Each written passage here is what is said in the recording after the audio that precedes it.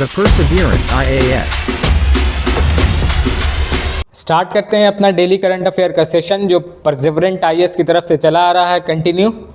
ठीक है, जो न्यूज़ बेस्ड होता है और जिसको हम लिंक करते हैं किससे आपके स्टैटिक पेपर से, और इस तरह से स्टैटिक जीएस और आपका करंट अफेयर दोनों काम साथ के साथ होता जाता है। आपको चाहिए कि आप पेन और पेपर लेकर बैठें और अपना नोट्स खुद से तैयार करें। आज क्या है, सबसे पहले देखेंगे बोइंग ग्लोबल को। ठीक है, कहाँ की कंपनी है, क्या काम करती है, स्टॉक एक्सचेंज न्यूज़ में है, इसको देखेंगे। खेलो इंडिया का 13th सेशन स्टार्ट हो रहा है, वो देखेंगे।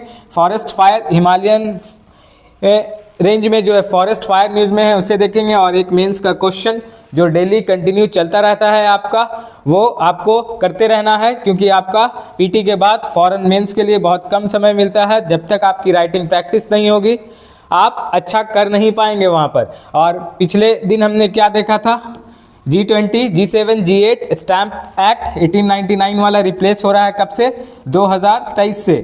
ये जो है इम्पॉर्टेंट है, इसको हम ऑलरेडी डिस्कस कर चुके हैं। अगर आपने नहीं पढ़ा है तो पिछले वीडियो में जाकर देख सकते हैं। पुनगनूर काउ जो आंध्र प्रदेश की एक ऑरिजिन है, इसको हमने पढ़ा है। मिलिट्री स्ट्रेंथ देखा हमने, कहाँ का टॉप है और इंडिया का क्या पोजीशन है, ये सब हमने देखा है जो आपके एग्जाम प्रोस्पेक्टिव से इंपॉर्टेंट है। IMD वेदर रिपोर्ट के लिए जाना जाता है और वहाँ भी एक मेंस का क्वेश्चन आप देख चुके हैं। तो चलिए शुरुआत करते हैं अपने पहले क्वेश्चन की तरफ से। PM Modi inaugurates Boeing and Boeing's global engineering technology centre in which state. कौन से स्टेट में जो है ग्लोबल इंजीनियरिंग टेक्नोलॉजी बोइंग का शुरुआत हो रहा है इंडिया में। आपके लिए ये इंपॉर्टेंट है क्योंकि बोइंग यूएस की एक कंपनी है जो कि एयरबेस में काम करती है, एयरबेस टेक्नोलॉजी पे काम करती है, और ये यूएस के बाहर इसका सबसे बड़ा इन्वेस्टमेंट है, इसलिए ये इंपॉर्टेंट है। तो आपको बताना है और याद भी रखना है कि कौन से स्टेट में हो रहा है ये। तो ये कर्नाटक के बेंगलुरु में हो रहा है। ये आपके एग्जाम के प्रोस्पेक्टिव से बहुत इंपॉर्टेंट है। साइंस एंड टेक का जो है आपका सेशन होगा इससे कवर। ठीक है, साइंस एंड टेक से क्वेश्चन पूछा जा सकता है करंट को बेस बनाकर या स्टैटिक को बेस बनाकर। ठीक है, PM Modi inaugurates Boeing global engineering and technology centre campus near Bengaluru. ये लोकेशन आपके लिए इंपॉर्टेंट है, इसको आप ध्यान में रखिएगा। और ये इन्वेस्टमेंट कितना बड़ा है, 1600 करोड़ का इन्वेस्टमेंट है। ठीक है, इन्वेस्टमेंट आउटसाइड द यूएस, यही बात हम आपको कह रहे हैं। Companies largest investment outside the US, US के बाहर सबसे बड़ा इन्वेस्टमेंट है ये, इसलिए ये चर्चा का विषय है। ठीक है, the Boeing India engineering and technology centre, ये भी याद रखिएगा कि ये कहाँ है। इसका कैंपस डायरेक्ट आपसे पूछा भी जा सकता है कि BIETS Boeing India engineering and technology का सेंटर कहाँ है, ये भी आपसे डायरेक्टली पूछा जा सकता है। तो ये बेंगलुरु कर्नाटका में है। और ये भी ध्यान रखिए कि बेंगलुरु का कर्नाटक का बेंगलुरु IISc के लिए भी फेमस है, Indian institute of science and technology. वो भी कैंपस यही है बेंगलुरु में। और BIETC का कैंपस भी कहाँ लोकेटेड है आपका, बेंगलुरु में। और इसका इन्वेस्टमेंट यूएस का यही आया है और इसके फर्दर बेनिफिट मिलेंगे इंडिया को, जो कि आगे जैसे भी न्यूज़ में आएगा उसको कवर किया जाएगा। नेक्स्ट क्वेश्चन देखते हैं, जो भी जानकारी आपको दी गई यहाँ पर इंपॉर्टेंट है। Next question, New York stock exchange of USA with the market capitalisation of 26.2 trillion. ठीक है, is the biggest stock exchange. तो यूएसए का जो आपका स्टॉक एक्सचेंज है, बिगेस्ट स्टॉक एक्सचेंज है। इसकी पोजीशन जो है नंबर 1 की है। ठीक है, वर्ल्ड के स्टॉक एक्सचेंज में। और यहाँ पे क्वेश्चन ये हो रहा है कि बॉम्बे स्टॉक एक्सचेंज जो है आपका, उसकी वर्ल्ड में क्या रैंकिंग है, ये आपको बताना है। इस तरह से आपसे क्वेश्चन पूछा भी गया है इकोनॉमी में कि स्टॉक एक्सचेंज का, डिफरेंट स्टॉक एक्सचेंज का नाम दे करके आपसे पूछा गया है कि ये स्टॉक एक्सचेंज कौन सी कंपनी से बिलोंग करता है। तो कम से कम आपको 10 स्टॉक एक्सचेंज ऐसे हैं जो बहुत ज़्यादा न्यूज़ में रहते हैं और जिनका आपके इंडिया के मार्केट पर भी इफेक्ट पड़ता है, तो उनका आपको याद रखना ज़रूरी है, क्योंकि क्वेश्चन डायरेक्ट पूछता है आपके स्टॉक एक्सचेंज के नाम से। तो यहाँ पे पहले आप ये बताइए कि बॉम्बे स्टॉक एक्सचेंज क्या है, ये भी बताया जाएगा आपको, लेकिन पहले ये बताइए कि इसकी रैंकिंग क्या है बॉम्बे स्टॉक एक्सचेंज की। ठीक है, तो ये रैंकिंग आपकी 10th है, याद रखिएगा। ये आपका जो BSE है, BSE बॉम्बे स्टॉक एक्सचेंज, जहाँ से स्टॉक की परचेजिंग होती है, सेल होता है, इस एक्सचेंज का काम क्या है कि डिफरेंट कंपनी जो स्टॉक एक्सचेंज में रजिस्टर्ड है उसकी सेलिंग और बाइंग को जो है क्या करती है, ऑपरेट करती है, उसी को कहते हैं आपको स्टॉक एक्सचेंज। ये बॉम्बे वाला आपको कब बना था, 9 जुलाई 1875 में। ये आप नोट कीजिएगा, ये इम्पॉर्टेंट डेट है क्योंकि आपसे डायरेक्ट बीएसई के बारे में पूछा जा सकता है कि बीएसई आपका कब बना था। बीएसई आपका 9 जुलाई 1875 को बना है, ठीक है। और इसी की तरह एक और है आपका एनएसई, नेशनल स्टॉक एक्सचेंज, ठीक है। एनएसई आपका कब बना है, तो 1992 में आपका एनएसई बना है। आप जो सुनते हैं निफ्टी 50 या बैंक निफ्टी, ये सब जो है एक इंडेक्स है और जो इन्हीं के अंदर कहीं किसी ना किसी तरह से आता है। अब देखिए आप, stock exchange are financial market where buyer and seller trade stock and other securities को जो है यहाँ देखा जाता है, खरीदा जाता है और बेचा जाता है, ठीक है। Stock market the process and facilitation of investor buying and selling stock with one and other, ठीक है। और इसको कौन ये करता है, फैसिलेट करता है, स्टॉक एक्सचेंज, जो जैसे कि बीएसई हो गया इंडिया के कॉन्टेक्स्ट में और एनएसई हो गया। और इन दोनों को कौन कंट्रोल करता है, इन दोनों को कौन रेगुलेट करता है, सेबी, ठीक है। इसका नाम आप सुन चुके हैं, पिछले वीडियो में इसको हम पढ़ा भी चुके हैं आपको कि security exchange board of India, ठीक है। ये एक स्टैट्यूटरी बॉडी है, इसके बारे में आप प्रीवियस वीडियो में जाकर देख सकते हैं, अच्छे से आपको बताया गया है। अब देखिए कि यहाँ पे नंबर 1 स्टॉक एक्सचेंज की बात चल रही है। These exchange provide a platform for companies to raise capital. Company के लिए क्या बेनिफिट है, यहाँ पे वो कैपिटल को रेस कर सकती हैं। और सेलर और बायर के लिए क्या बेनिफिट है कि वो मार्केट में एंट्री और एग्जिट ले सकते हैं इस स्टॉक एक्सचेंज की मदद से, ठीक है। और प्रॉफिट बुक करते हैं और लॉस भी होता है यहाँ पर, ठीक है। जब आपको प्रॉपर नॉलेज हो तभी इस तरह की मार्केट में आप उतरिए, वरना आपके लिए सिर्फ और सिर्फ यहाँ पर नुकसान है। These exchange provide a platform for companies to raise capital by issuing share to the public and for investor। जिनके पास पैसा है वो यहाँ इन्वेस्ट करके और पैसा बनाते हैं, ठीक है। और ये एक चीज़ याद रखिए कि ग्लोबल इकोनॉमी में इसका बहुत बड़ा रोल है इस तरह के स्टॉक एक्सचेंज का, ठीक है। और आगे बढ़ के देखिए आप कि पहले नंबर पे आपका कौन सा स्टॉक एक्सचेंज है, न्यूयॉर्क स्टॉक एक्सचेंज। दूसरे नंबर पे आपका ये नास्डक कहलाता है, ये भी आपका यूएसए का है। तीसरे नंबर पर शंघाई स्टॉक एक्सचेंज, ठीक है। इसके बाद आपको European exchange, new exchange technology. और सबसे इम्पॉर्टेंट आपकी नज़र से ये है कि बॉम्बे स्टॉक एक्सचेंज की रैंकिंग क्या है, 10th है। ये आप ध्यान में रखिएगा। यहाँ पर जो है अलग अलग देश के स्टॉक एक्सचेंज को की रैंकिंग दी गई है आपको। इसमें से 3 रैंकिंग आपको इम्पॉर्टेंट है याद रखना। और सबसे इम्पॉर्टेंट कि इंडिया के बीएसई का रैंकिंग आपके लिए मोस्ट इम्पॉर्टेंट है। ये देखिए यहाँ पे भी रैंकिंग आपको बता दी गई है, इसको आप ध्यान में रखिएगा। नेक्स्ट क्वेश्चन देखते हैं। इकोनॉमी के पॉइंट ऑफ व्यू से ये क्वेश्चन आपके लिए इम्पॉर्टेंट है। नेक्स्ट क्वेश्चन देखते हैं।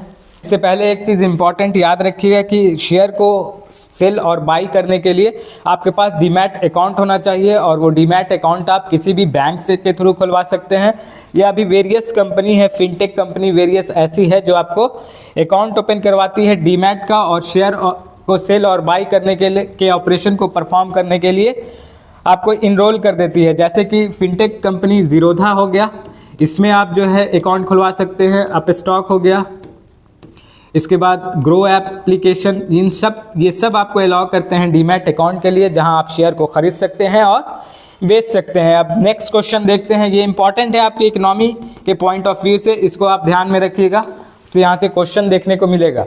नेक्स्ट क्वेश्चन है PM launch Khelo India youth games 2023 in which state. ये आपको बताना है, 4 स्टेट का नाम दिया गया है यहाँ पर, आपको बताना है कि कौन से स्टेट में खेलो इंडिया यूथ गेम का 13th एडिशन है ये ध्यान में रखिएगा आप, ठीक है। इससे पहले जो 12th एडिशन था वो कहाँ हुआ, मध्य प्रदेश भोपाल, ठीक है। ये आप ध्यान में रखिएगा। अभी कहाँ हो रहा है ये बताना है आपको, तो इसका करेक्ट आंसर है तमिलनाडु। ये ध्यान में रखिएगा, चेन्नई तमिलनाडु में जो है आपका 13th addition of Khelo India youth games का लॉन्च हो रहा है। इसको इनॉग्रेट किया है नरेंद्र मोदी जी ने। Prime minister Shri Narendra Modi inaugurated the 13th Khelo India Youth Game in Chennai, Tamil Nadu, showing his active participation and support. ठीक है, ये इंपॉर्टेंट है, इसको आप यहाँ से स्पोर्ट्स जो है बीपीएससी का इम्पॉर्टेंट कंटेंट है, वहाँ से क्वेश्चन वो डालते हैं, इसलिए आपके लिए इम्पॉर्टेंट है, इसको आप इग्नोर मत कीजिएगा इस सेशन को। और इससे रिलेटेड जितने भी न्यूज़ आएंगे सब आपको बताया जाएगा यहाँ पर, इसको कंटिन्यू करते रहिएगा क्योंकि यहाँ से आपको क्वेश्चन देखने को मिलेगा। ठीक है, चेन्नई तमिलनाडु में इसका इनाग्रेशन हुआ है, मच अवेटेड स्पोर्ट कंटेंट है मिनिस्ट्री। और इसके साथ साथ एक चीज़ याद रखिएगा कि बहुत सारे foundation stone laying significant projects के ब्रॉडकास्टिंग सेक्टर का प्रोजेक्ट भी यहाँ पर अनाउंस हुआ है, जिसका कॉस्ट कितना है 250 करोड़। ठीक है, 36 स्टेट से याद रखिए कि 1600 खिलाड़ी पार्टिसिपेट कर रहे हैं, 36 स्टेट एंड यूटी इसमें दोनों इन्वॉल्व है, ये ध्यान रखिएगा आप। और 8 मेजर स्पोर्ट्स में ये खेल खेला जाता है, ये खेलो इंडिया यूथ गेम प्रोग्राम होता है, इसको आप नोट कर लीजिए, इंपॉर्टेंट है ये। और यहाँ से देखिए इसका इतिहास है, हिस्ट्री भी याद रखिए क्योंकि कभी कभी आपसे पहले सेशन के बारे में पूछा जा सकता है कि पहला सेशन कब हुआ था, साल 2018 में। ठीक है, और इसके बाद इसका लास्ट वाला सेशन 2022 में हुआ है, भोपाल मध्य प्रदेश। इसके विनर का नाम याद रखिएगा, महाराष्ट्र, सेकंड विनर हरियाणा और थर्ड मध्य प्रदेश। पहले वाले का विनर कौन थे तो ये भी इंपॉर्टेंट है, दिल्ली, याद रखिएगा। और टोटल मेडल जो थे 295 किसके लिए, भोपाल के लिए, जिसमें से 17 गोल्ड था। ठीक है, ये आप ध्यान में रखिएगा, ये 56 गोल्ड। और टोटल मेडल कितना है आपका लास्ट वाले सेशन में 161 किसका, आपके मध्य प्रदेश का। और इसके बाद आपका हरियाणा था जिसमें टोटल 128 मेडल्स। और इसके बाद आपका थर्ड में मध्य प्रदेश 96, पहला महाराष्ट्र था, याद रखिएगा, ये इंपॉर्टेंट है आपके लिए। और अभी जो होगा नया 24 में जो आपका खेलो इंडिया यूथ गेम्स वो कहाँ हो रहा है, चेन्नई में, इससे रिलेटेड सारी जानकारी आपको दी जाएगी, इंपॉर्टेंट है। आगे चलते हैं और नेक्स्ट क्वेश्चन देखते हैं। नेक्स्ट क्वेश्चन देखने से पहले ये जान लीजिए आप कि आपको कुछ दिन पहले एसर रिपोर्ट के बारे में बताया गया था, annual status of education report 2023, जो प्रथम एनजीओ के थ्रू लाया गया था। ठीक है, इसमें जो है एजुकेशन के प्रोस्पेक्टिव्स को बताया गया था, कितने 28 स्टेट से सर्वे हुआ था और जिसमें एजुकेशन से रिलेटेड बहुत सारी बातें आई थी। उसके बाद क्वेश्चन यहाँ से भी बन सकता है कि आपके इंडिया में एजुकेशन को लेके कौन कौन से प्रोग्राम चल रहे हैं, ये आपसे पूछा जा सकता है। तो ये प्रोग्राम्स को याद कर लीजिएगा और इसको पढ़ भी लीजिएगा आपको टाइम मिले तो, कि ये सारे प्रोग्राम जो है एजुकेशन से रिलेटेड हैं। National programme on technology enhanced learning, Sarva Shiksha Abhiyan, प्राज्ञता, ये सब जो है एजुकेशन से रिलेटेड है। Mid day meal scheme, Beti Bachao Beti Padhao और पीएम श्री स्कूल, ये सारा जो है एजुकेशन से रिलेटेड है। ये कहाँ तक पहुँचा है, इसका बेनिफिट कहाँ तक हो रहा है, ये चीज़ को ज़रूर जानिएगा आप, आपके एग्ज़ाम पर्सपेक्टिव से ये इंपॉर्टेंट है। आगे चलते हैं, नेक्स्ट क्वेश्चन देखते हैं। As per the forest survey of India FSI, there have been incident of forest fires between 16 October 2023 से 16 जनवरी 2024। ठीक है, 16 अक्टूबर से 16 जनवरी 2024 तक कितने फॉरेस्ट फायर के मामले आए हैं इंडिया में, ये आपको बताना है, क्योंकि ये सडन बहुत ज़्यादा इंक्रीज़ कर गया है पिछले साल की तुलना में। एक टाइम ड्यूरेशन लिया गया है, इसी साल इस समय जो है, इससे पिछले वाले साल में बहुत कम था, 296 था, लेकिन साल 2024 16 जनवरी 2024 में और 16 अक्टूबर 2023 के बीच यही अभी रेशियो जो है, अभी जो है डेटा 2050 टाइम बढ़ चुका है, हो गया है 2050 टाइम आग लगी है, देखिए। और ये लोकेशन आप याद रखिएगा कि ये कहाँ पे हुआ है, हिमाचल एंड उत्तराखंड।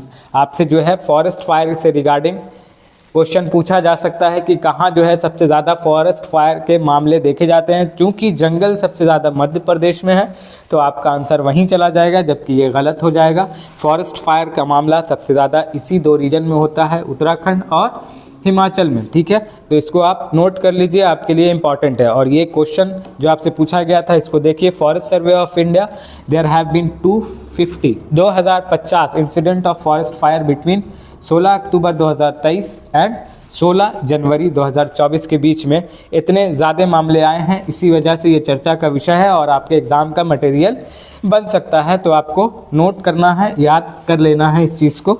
और यहाँ से लोकेशन भी आपसे पूछा जा सकता है कि किस लोकेशन में ये घटना होती है।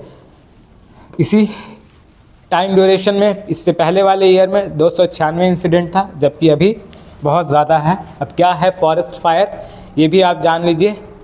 यहाँ पर आपको सिर्फ डेटा दे दिया गया है कि फॉरेस्ट फायर किसको बोलते हैं और क्लासिफिकेशन ये ध्यान में रखिएगा। 3 तरह का फॉरेस्ट फायर होता है, सरफेस फायर, अंडरग्राउंड फायर और ग्राउंड फायर। ठीक है,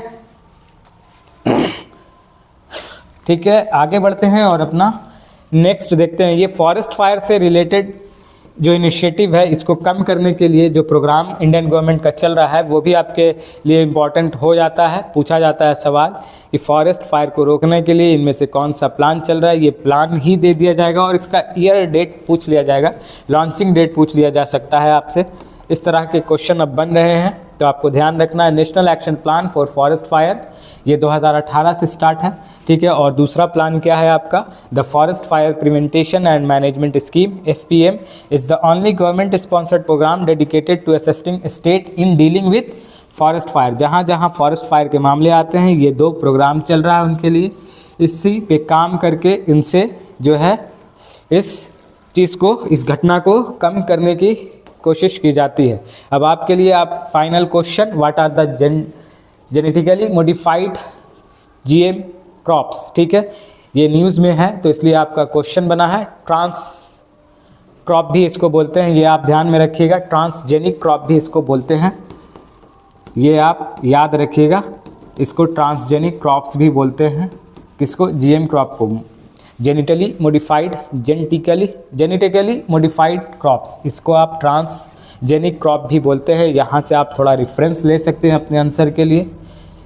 ठीक है, ये आपका करंट अफेयर सेशन था जो स्टैटिक लिंक बेस्ड था, और ये पिछले क्वेश्चन का आंसर कुछ पॉइंट के ज़रिए बताने की कोशिश, अगर आपने नहीं लिखा है तो आप देख लीजिएगा।